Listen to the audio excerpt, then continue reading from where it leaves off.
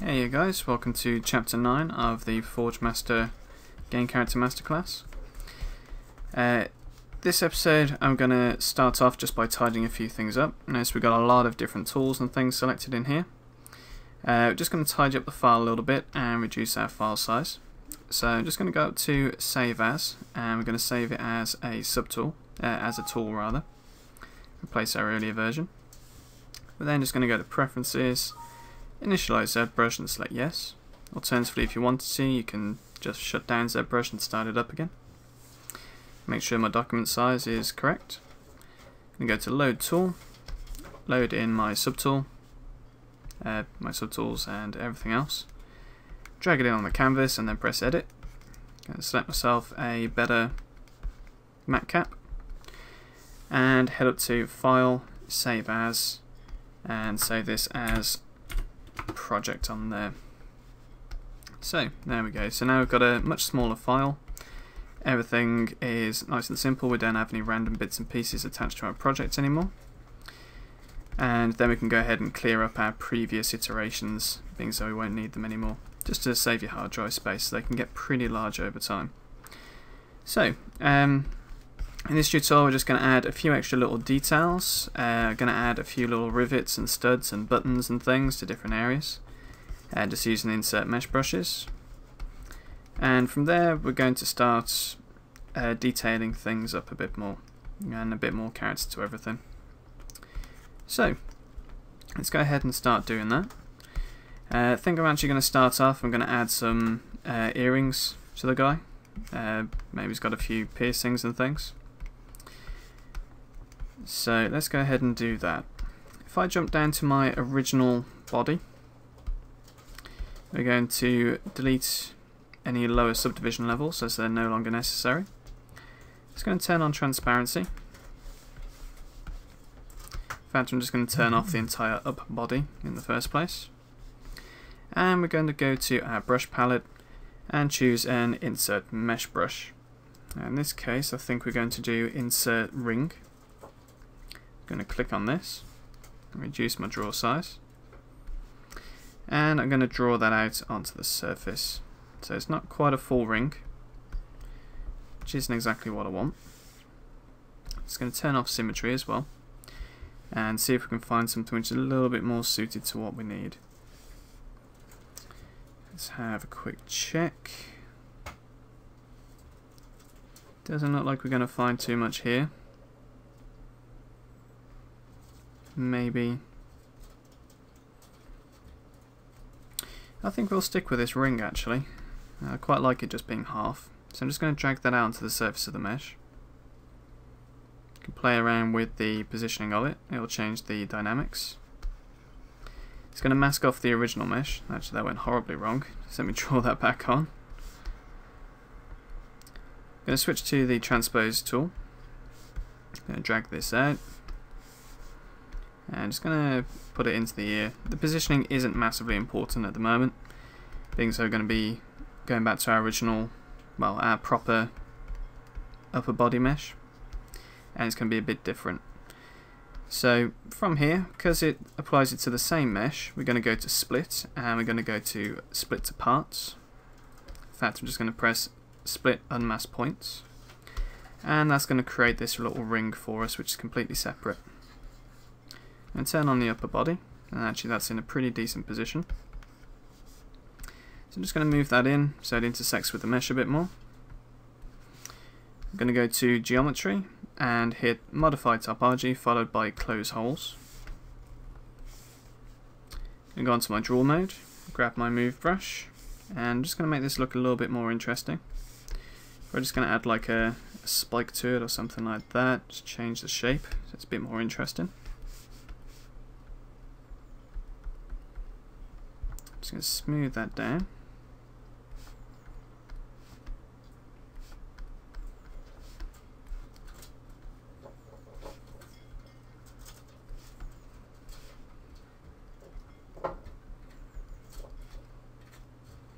And add a bit more of an interesting shape to it. Just going to drag the back part out of the earlobe so it looks like we've got something holding it together there. Again, this is going to be an extremely tiny detail on the game resolution mesh, so we're not too bothered about it. Just going to divide it a couple of times so I can smooth it down. Turn off transparency. And we have a bit of an earring in there. It's kind of cool. I like that. Just adds a bit of something to it. We're then going to move on to the apron, and we're going to add a button around the back here. Now we don't need to create anything new for this, as there's a fair few useful bits and pieces in ZBrush already. I'm going to move this ring up to the upper body so I can keep track of it, and rename it to earring. There we go. Going to jump down to our original apron and not change the colour of anything because I didn't really mean to do that. There we go. And from here just turn on transparency. Going to go to our geometry, just lower resolution a little bit, delete lower and delete higher. And the reason I'm doing that is the insert mesh brushes don't work on meshes with subdivision levels, so that's why I'm doing that. So let's go over to our insert mesh brushes for clothing. If we go to our brush menu and choose the IMM clothing, press the M button on the keyboard, and we'll see that we've got these useful little bits and pieces here that we can use to put stuff together. I don't want anything too over the top, just some sort of popper or rivet or something. So I'm just going to choose this this snap dot, I think, and I'm going to drag that over here. It's probably a little bit too big really, but again we're only going to need the surface detail on this, so it's not going to be anything massive. This will probably just be baked in as a normal map when we actually get to doing the game resolution mesh.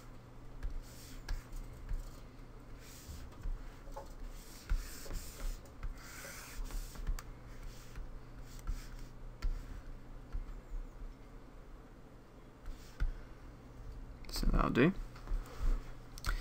So once again, just go to subtools, go to split, and we'll do unmasked points, and we'll get our little snapper popper type thing. Just jump down outside the other mesh. It's going to move that up to just underneath the apron, so I can keep track of that. It's going to go on to solo mode, and we're going to see what we can do just to clean it up a bit, as we don't need all this detail out the back.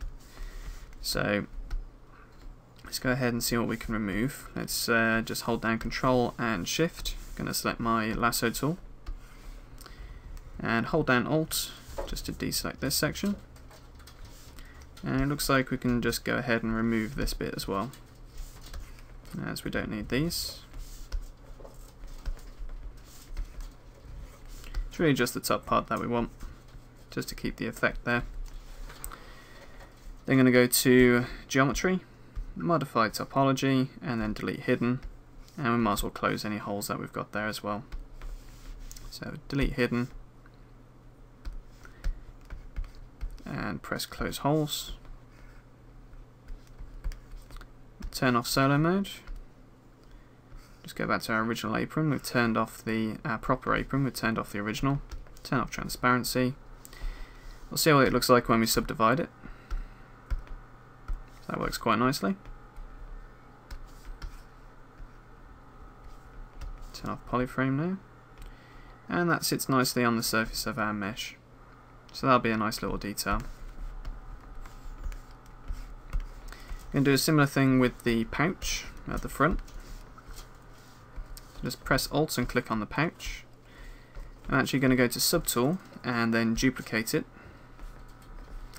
And from here we're going to go to Geometry, we're going to drag down the subdivision levels a tiny bit, turn on transparency, delete lower and delete higher.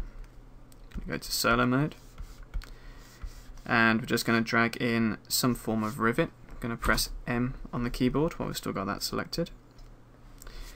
And I think that'll do quite nicely. This little snapper type thing. Oh, so we've got dynamic mode on solo turned on. This was pointed out to me on my previous video of my hard surface modelling, where whenever you'd rotate things around, stuff would randomly disappear. Make sure you've got dynamic unchecked on solo. I mean, it's so small I can barely even make it out, but make sure you've got dynamic unchecked so you don't get anything disappearing. Just going to sink that into the surface, as we only want that sort of circular rivet part on the top anyway. We can then go to subtool palette, go split unmask points. We can go to our pouch 1 little rivet there and turn off solo mode.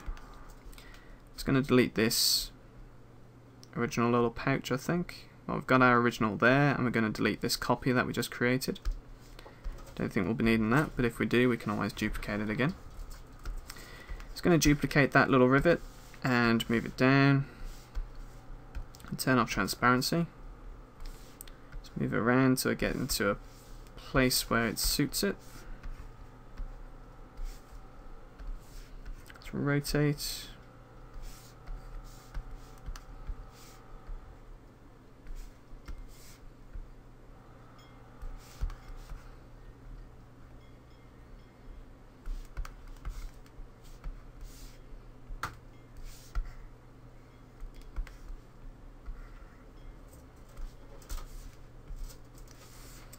Going to move this pouch down a little bit in the corner because it's a bit raised.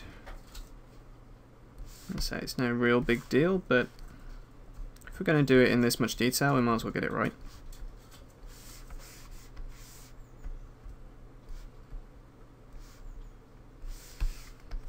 And it'll give us some nicer renders afterwards as well. So I'd like to do some accompanying renders of the high resolution mesh when we got some texturing done.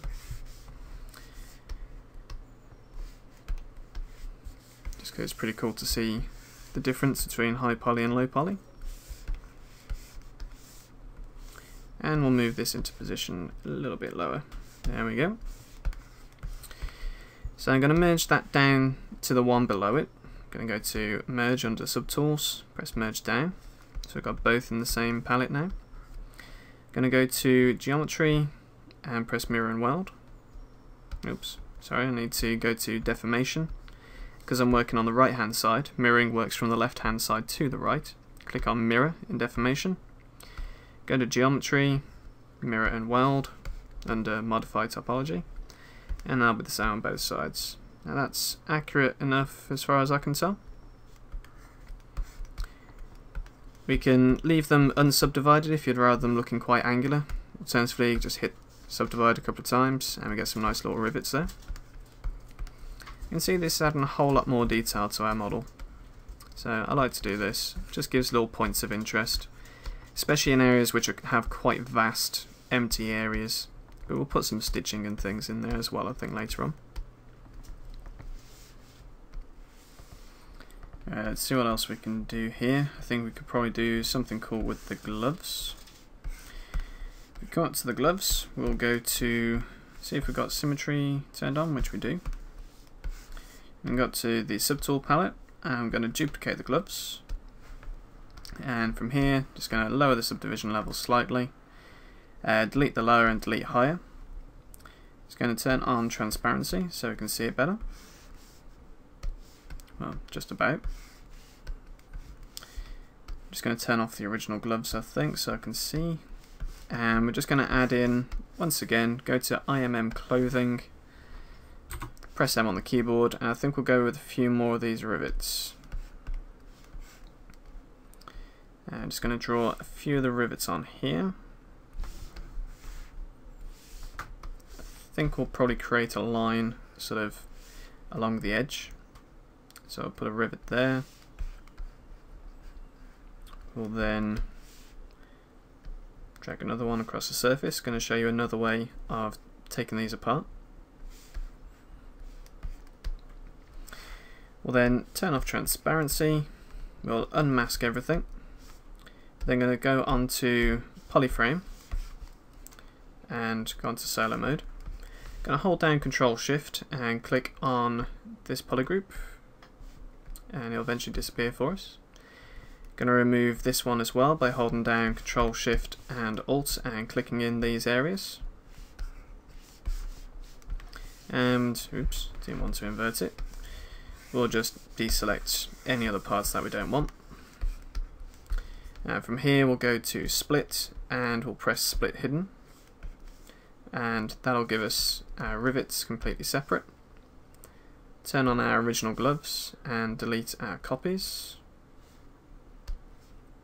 That's okay.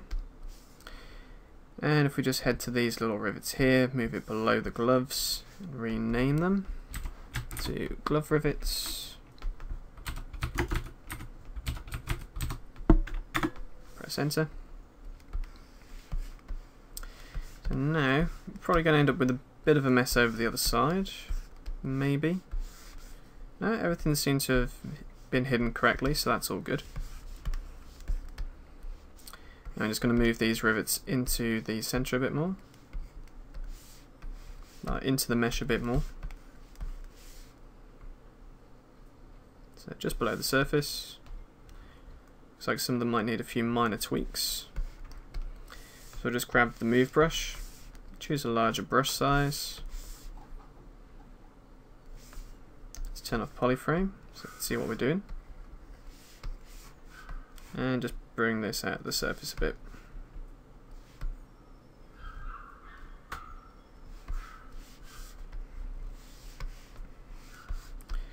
That's nicely embedded. There we go. Okay, so we won't have had symmetry turned on these, I don't think. So, oh no, we did. That's good. So that saved us some more work. And again, we'll subdivide these, just see, get a bit of a decent look on there.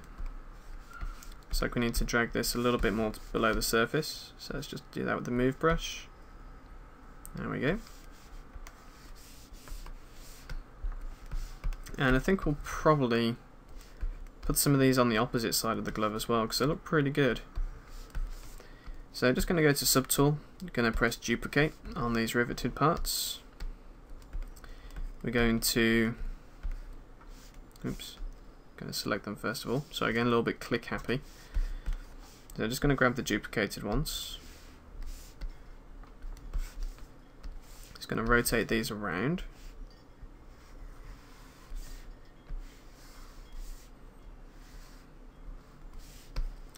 Hopefully won't need too much fiddling around with them.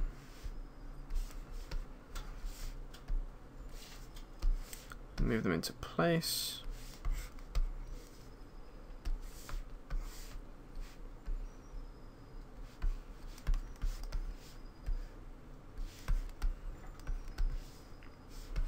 So it looks like we might need to do these individually, I think.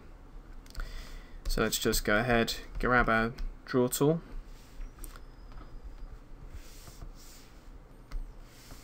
Okay, so what we're going to do here is just mask off a few and just work on them as we go. I'm going to hold down Control and Shift, just drag a masking box around the ones we don't want to affect. Just going to grab the ones that we do and move that into position. That's about right. Sits on the surface, doesn't clip through. Mask that off and unmask this one. Hold down Alt while holding down Control. Drag a box, it'll be white instead of black, and that'll unmask your areas. Just going to rotate that, just get into place.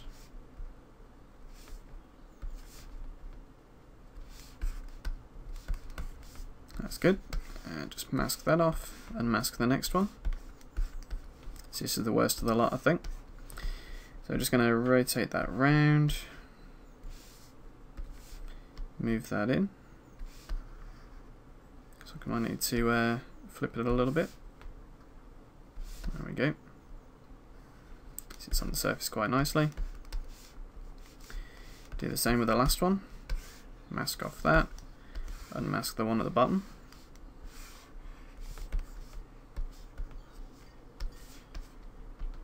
Rotate that around, move it off the surface a bit.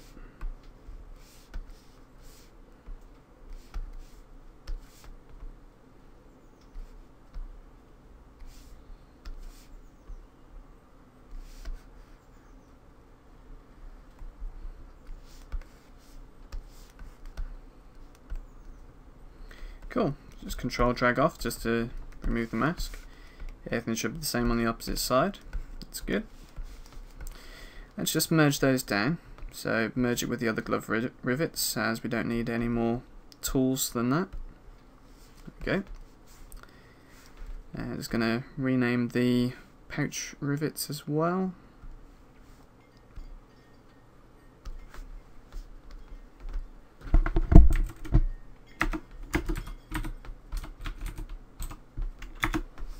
That's good. Alright. So we're getting some nice little details here and there. Then we'll probably add a couple of these little rivets to the boots, as it'll make them look nice and heavy. So alt click on the boots, we'll go ahead and duplicate them, turn off the originals, we'll then go to geometry, and looks like we've already deleted the geometry for some reason, can't remember why, but if we wanted to we can try reconstructing the subdivision levels. So we've got a low resolution to deal with, and then delete higher. I might do that on the original boots as well, because I don't know why I haven't got any lower subdivision levels on it. If I rewatch the earlier videos, I'd probably find out, but I can't remember off the top of my head. Must have been a good reason for it. So gone back to my duplicates and turned off the original boots. Once again, going to head to IMM clothing, press M. And I'd like to put something a little bit different down here. I think I'll put this one sort of large buckle on here perhaps. Yeah, I think that'll look pretty decent on his boots. And I'll put some of the smaller rivets down the bottom. So I'm going to press M and select the snap tops. Just going to drag those around on the surface.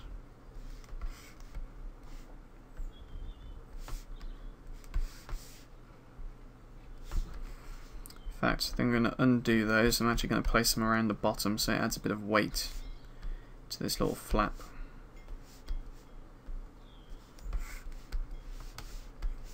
Oops.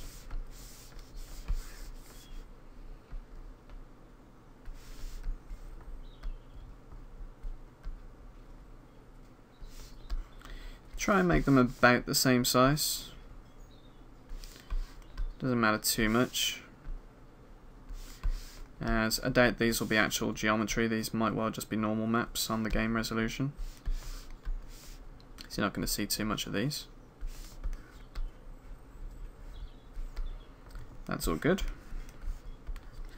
So then we'll turn on polyframe, we'll go ahead and clear the mask. And now we'll just press Ctrl and Shift and we'll hide this polygroup. Just invert it and we'll hide the rest as well. Then go to Split and do Split Hidden. We'll delete these duplicate boots as we're done with those. We'll take these and turn on the original boots. Now I think if we go to deformation and just go to size, it brings them in a bit too tight and too far up. Let's just select what we do and don't want in these sections. Should have symmetry on, which we do. Turn on transparency, and we're just going to remove the sections that we don't want, like we did before. Go on to geometry and delete hidden, followed by close holes rather. I'm going to make a selection on this and invert the selection by Control and clicking in the background. Grab our transpose move tool and just move this into a position.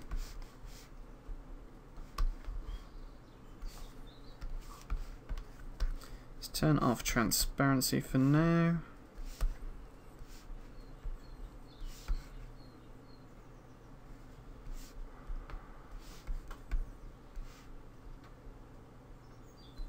Doesn't matter if it gets a little bit embedded in the mesh, that's absolutely fine.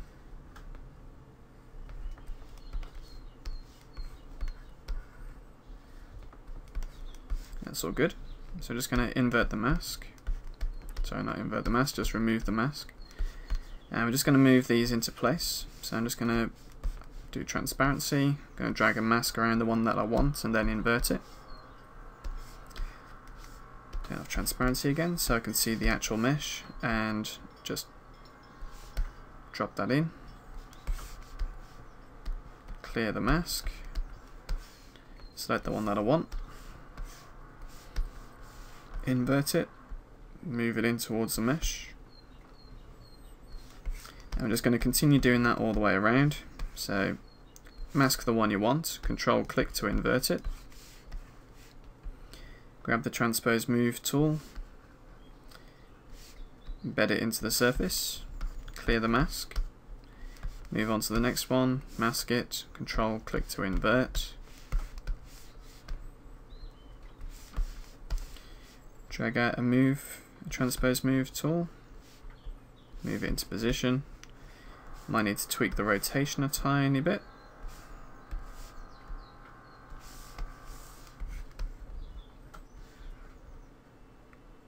There we go. Again, clear the mask. It's a little bit on the tedious side, but it's the best way to do it if you want it accurate. At least I've found. There might well be another method that I'm not aware of. It's a distinct possibility. It's always finding out new little shortcuts and things like that.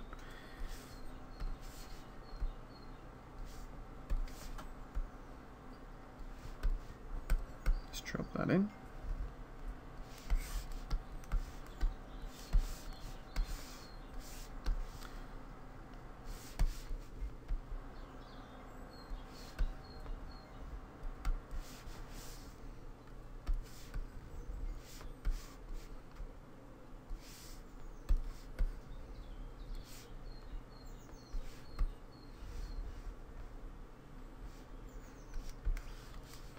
That's the last one. Let's just clear the masks, turn off transparency, divide a few times. There we go, got some much chunkier, heavier looking boots with some nice details on there. So that's cool. Right, now I'd be tempted to do it down the bottom of the apron, but we're getting in danger of having far too many repeating patterns. So I think I might just put some tears and things down there a bit later on when we actually detail it. But at this stage I think we're quite good for our little embellishments on the different items. Things look a lot more functional now that these parts are in. So we have a clasp at the back for him to do his apron up. Got some nice rivets on heavy gloves. Got some rivets on the front to hold his pouch on, just to reinforce the stitching that we'll be putting on there as well. And some nice sort of reinforcements on his boots as well. So, I think I'm going to call it a day there. We can always add things a little bit later on. I'd be tempted to put some studs on his belt as well, but I think that'd be a little bit overkill. Might give him an extra little pouch, like a sort of like a bum bag or something where you'd have a few more bits and pieces in, but I'm not sure that'd be entirely practical. In terms of looking at him from the back, it's not bland, but it's not particularly interesting. So I think what I'll be doing is adding some tattoos on his back and stuff like that, just to add something to look at without actually having something physically there. So that'll be coming in the painting stage. So I think this is going to be one of the shortest chapters in this tutorial, and we're going to leave it there for the accessories and the final little embellishments. And then in the next chapter, in chapter 10, we're going to be looking at adding all the fun details. So we're going to go onto his body, add the skin pores and fine wrinkles and all that good stuff, and then we're going to carry on. Depending on how time goes, we're going to do that for the rest of the pieces and then move on to our texturing. And from there, everything else will sort of be on an ad hoc kind of layout. We'll be doing the low poly, we'll be doing the UV mapping, and probably have to experiment with a few ways of getting everything to work properly. But I hope you've enjoyed it so far, guys. tune in on the next chapter and we'll take this guy further. And in the meantime, happy sculpting, and you guys take care.